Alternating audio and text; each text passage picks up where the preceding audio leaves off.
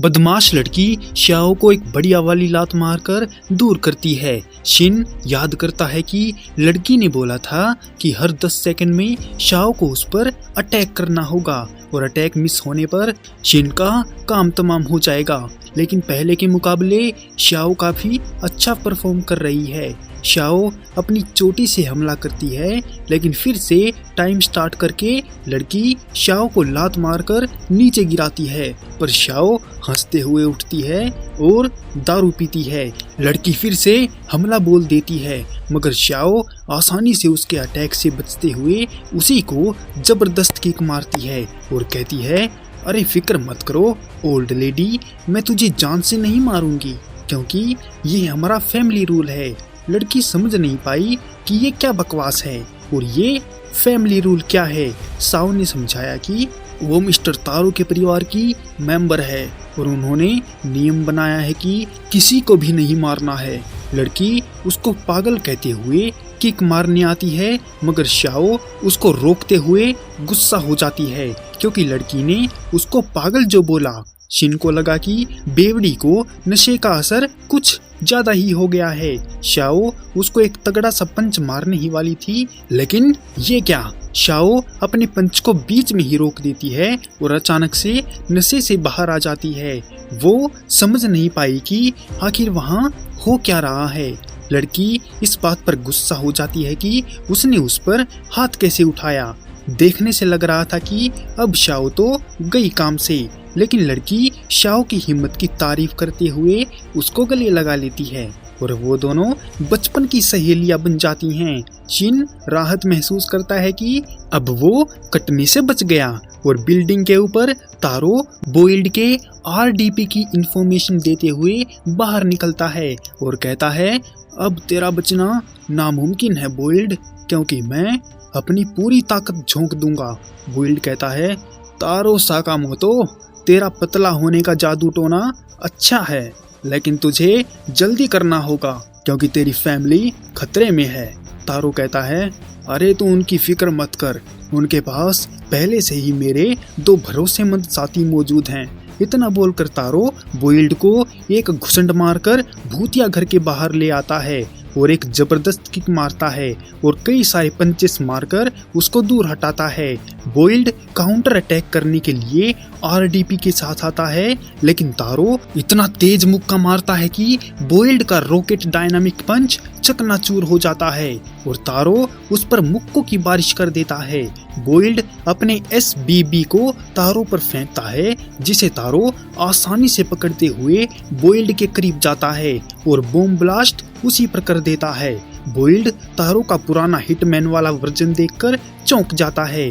तारो कहता है, तुम काफी स्ट्रॉन्ग हो बोइल्ड, और मैं भी कभी ऐसा ही हुआ करता था, लेकिन अब मैं अपनी पूरी ताकत अपनी फैमिली को प्रोटेक्ट करने में लगा रहा हूँ। क्योंकि हुए ये कहकर बेहोश हो जाता है कि तारो एक हार्ट बॉइल्ड पर्सन है और वहीं पर वो सब भी उस भूतिया घर के बाहर निकल आते हैं। आओई शिन से थोड़े सवाल पूछती है, जिसको शिन टाल देता है।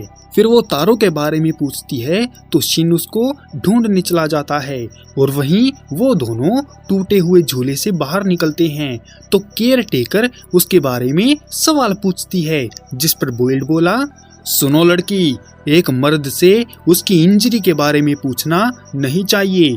लड़की ने कहा, आप गलत समझ रहे हैं मिस्टर, मैं नुकसान के बारे में बात कर रही हूँ, इसके पैसे निकालिए जल्दी से। मीट बन लेते हुए तारो से बोइल्ड कहता है, तुमने मुझे हरा दिया तारो, इसलिए मैं आज के बाद तुम्हें कभी परेशान नहीं करूंगा। और जैसे ही तारो बन खाता है, बोइल्ड खाने के लिए मांगता है। अगर तारो उसको बन देगा तो फैमिली के लिए कम पड़ जाएंगे, इसीलिए वो अपने हिस्से का बन उसको दे देता है। झूठा बन खाते हुए बोइल्ड तारो से पूछता है कि वो इतना ताकतवर होते हुए रखवाला क्यों बना बैठा है। तभी वहां पर शिन भी तारो को ढूंढता हुआ आ गया और तारो को एकदम पहले की तरह चिकना देखकर खुश हो जाता है और उसकी फोटो लेने लगता है। बोइल्ड ने तारो को बताया कि डुंडनकाई के लोगों ने उस पर बाउंटी लगाई है, इसीलिए तारो को इसका कुछ करना पड़ेगा। और ये बातें पास में खड़ी आओई सुन लेती है और बहुत ज्यादा गुस्सा हो जाती है और एक तरफ बैठकर उनकी क्लास लगाने लगती है, जबकि वो दोनों लड़कियां हना के साथ खेल रही थी। तारो ने बताया कि उस पर किसी ने मारने का इनाम रखा है और इस बात पर आओई उसको धमकाने लगी कि रूल नंबर 6 के अनुसार फैमिली में कोई भी सीक्रेट नहीं होना चाहिए था। तभी भुक्कड़ बोइल्ड तारो का बचाव करते हुए उनका मीट बन उठाकर खाने लगता है और कहता है, अरे मैडम, ये तो बस इतना चाहता था कि आप सब लोग बिना डरे सुगर पार्क में मजे कर सकें। आओई कहती है, तारो, तुमने ये सोचा भी कैसे कि तुम ये बात मुझसे छुपा पाओगे? अब ये सब करना बंद करो और उस खतरे को मिटाओ जो हमारे ऊपर मंडरा रहा है। इसके बाद मेले की कॉस्प्ले रेड शुरू हो जाती है, जिसे देखकर माँ बेटी बहुत खुश होते हैं। बाउंटी के बारे में शिन के पूछने पर तारो ने बताया कि वो कोशिश करेगा बाउंटी हटवाने की। लड़की ने बताया कि ऐसा करना नामुमकिन है क्योंकि बाउंटी का है कि तारो के पास ऐसा कौन सा फॉर्मूला है जो वो मनचाहे तौर पर मोटा या पतला हो जाता है। इसके बाद वो एक वीडी शॉप में जाते हैं जिसको ये लोग इंफॉर्मेशन बैंक बोलते हैं, जो फिल्मों के जरिए सारी जानकारी प्रोवाइड करवाते हैं। शिन को डुंडनकाई वाली कैसेट मिल जाती है और वो उसे देखने के लिए सिनेमा रूम चले अपना अड्डा बना लेता है और फिर उसका साथी हंसते हंसते मर जाता है। ये सब जानकारी शिन नोट कर लेता है, जबकि तारो घोड़े बेचकर सो गया। जानकारी लेने की फीस 7,56,000 वोन होती है, जिसको तारो अपने कार्ड से चुका देता है। शिन समझ नहीं पाया कि तारो के पास इतने वोन कैसे हैं, जिस पर तारो ने बताया कि शादी से पहले उसने अपनी कुछ सेविंग बनाई थी। वहाँ बैठा आदमी तारो को, क्योंकि फिल्म अभी तक आई नहीं है, किसी एक अनजान जगह पर नागुमो 3 लोगों के साथ बैठा खाना खा रहा है। एक आदमी पूछता है कि उसने सुना है कि नागुमो तारो से मिला है, लेकिन नागुमो इस बात से मना कर देता है। आदमी को नागुमो की बात पर यकीन नहीं होता और वो उस पर एक चाकू से हमला बोल देता है, जिसे नागुमो अपनी चम्मच से उसको आसानी से डोच कर देता है। पास में बैठी ओसारागी नाम की लड़की से शिशिबा कहता है कि गर्म खून वालों का यही लफड़ा है, और जैसे ही वो खाना खाने जा रहा था तो ओसारागी उसको खाने से मना कर देती है। तो शिशिबा वहाँ खड़े सैप को बुलाकर बुरी तरह से चाकू मार मार कर सिर्फ इसीलिए काट देता है क्योंकि उसने एरिया नाम का मुच्छड़ आता है और उनका स्वागत करके बताता है कि वो जापानीज एसोसिएशन ऑफ एसेसन का मेंबर है और ऑर्डर के मेंबर को एक साथ देखकर खुश है। आदमी कहता है कि यहाँ ऑर्डर के 4 मेंबर नहीं हैं। शिशिबा कहता है, अरे 3 तो वैसे भी आते ही नहीं हैं, लेकिन ताकामुरा के नहीं आने की बात उसको बिल्कुल भी समझ नहीं आई है। मुच्छड़ कहता है कि JAA से जुड़े लोगों को मारा जा रहा है और वहीं तारो की टीम डुंडनकाई के अड्डे तक पहुंच जाती है और वो सीक्रेट मिशन बनाकर अंदर जाते हैं और छुप जाते हैं। तभी वहां से 2 बंदे गुजरते हैं जो तारो के बारे में ही बातें कर रहे थे कि उसने कैसे बोइल्ड को हरा दिया, पर एकदम से शिन एक को पकड़कर ठिकाने लगा देता है और पीछे से तारो दूसरे वाले को सुला देता है। शाओ कहती है कि अब बस उन्हें बॉस को ढूंढना होगा, जिस पर शिन उसको डांटते हुए बोला कि उसने इतनी महंगी फिल्म ध्यान से नहीं देखी क्या, क्योंकि बॉस को ढूंढने की जरूरत नहीं है, वो टॉप फ्लोर की बिल्डिंग में बैठा हुआ है और उन्हें खिड़की के रास्ते से जाना है। तभी ऊपर वाले फ्लोर पर एक आगे जाते हुए शिन तारो को बताता है कि उसको यहाँ थोड़ी गड़बड़ लगती है क्योंकि एक भी आवाज उसको नहीं सुनाई दे रही है। तभी वो एक दरवाजे के सामने पहुंचते हैं और जब उन्होंने उसे खोलकर देखा तो अंदर बहुत सारे आदमियों की लाश पड़ी हुई थी और बीच में नागुमो कुर्सी पर बैठा हुआ था। वो उसे देखकर सरप्राइज होते हैं और उससे बात करते हैं। नागुमो ने बताया कि डुंडनकाई के लोगों और बॉस को उसने मार डाला है और एक चाकू निकालकर बोला कि अब मरने की बारी तारो की है। नागुमो बिजली की रफ्तार से शिन की तरफ आता है और उसके गले पर चाकू मार देता है, लेकिन शिन को समझने में देर नहीं लगी कि नागुमो ने क्या किया है और नागुमो भी लाइक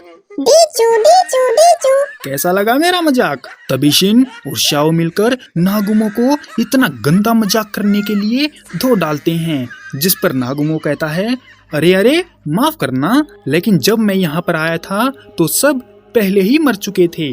तारो ने पूछा कि वो यहाँ पर क्या कर रहा है, तो नागुमो ने बताया कि कोई लगातार असैसन के मेंबर को मारे जा रहा है और वो भी बिना कोई झगड़े के, और पीछे कुछ महीनों से JAA के 100 से भी ज्यादा मेंबर को मौत के घाट उतार दिया गया है, जो असैसन का 1/4 हिस्सा है, और इतना सब असैसन को अलर्ट करने के लिए काफी है। जबकि मारने वाला ऑन द स्पॉट X का निशान छोड़कर चला जाता है, तो हमने उसको सलर नाम दे दिया है और ऑर्डर इसकी जांच कर रहा है। शाओ समझी नहीं कि ये ऑर्डर क्या है, इसके बारे में छपरी ने भी जिक्र किया था, जिस पर नागुमो कहता है कि ये असैसन की दुनिया की एक स्पेशल टीम है जो सीधे JAA के अंडर काम करती है, और इसमें कुछ एलीट मेंबर होते हैं जो असैसन की दुनिया में तालमेल बनाए रखने के लिए खतरनाक लोगों को मार डालते हैं, और तारो भी उसी टीम का मेंबर रह चुका है। ये सुनकर शिन हैरान हो जाता है, क्योंकि इस बात से वो खुद भी बेखबर था। नागुमो उनको सलर से सावधान रहने को बोलता है, जिस पर शिन कहता है कि उन्हें क्यों डरना चाहिए, वो तो असैसन का हिस्सा ही नहीं है। नागुमो ने कहा मैं ऐसा इसीलिए बोल रहा हूँ तारो, क्योंकि मेरी जानकारी के मुताबिक ये मर्डर उस टाइम शुरू हुए हैं जब से तुम्हारे ऊपर बाउंटी लगाई गई है। किसी और जगह उसी कातिल ने बहुत सारे लोगों को मार डाला है और वही X का निशान वहाँ पर मार्क कर दिया है। इसके बाद वो तीनों फिर से उस घर में स्टोर पर काम कर रहे थे कि तभी वहाँ एक नल्ला सा बदमाश आता है और तारो को मारने की धमकियां देने लगता है, पर हाना एक बटन दबाकर उस पर बंदूकें गिरा देती है। आओई का मानना है कि ये गुंडे इसी तरह आते रहे तो मुश्किल पैदा हो जाएगी, लेकिन उन्होंने बहुत से गुंडों को सबक भी सिखाया है जो स्टोर के बाहर बैठे हुए हैं। हना जाकर उनको बैंडेज लगाती है। तारो कहता है कि उन्हें दुश्मन के बारे में कोई जानकारी नहीं है, इसलिए उन्हें अपनी ताकत बढ़ाने के लिए रिहेबिलिटेशन ट्रेनिंग शुरू कर देनी चाहिए। तारो ट्रेनिंग शुरू कर देता है और साइकिल को काफी स्पीड में भगाता है, और स्टोर में शाओ दारू पी लेती है और एक गुंडे के आने पर बोतल उसके टकले में फोड़ देती है, और टकला कंफ्यूजन में है कि उनको कैसे पता कि वो एक गुंडा है।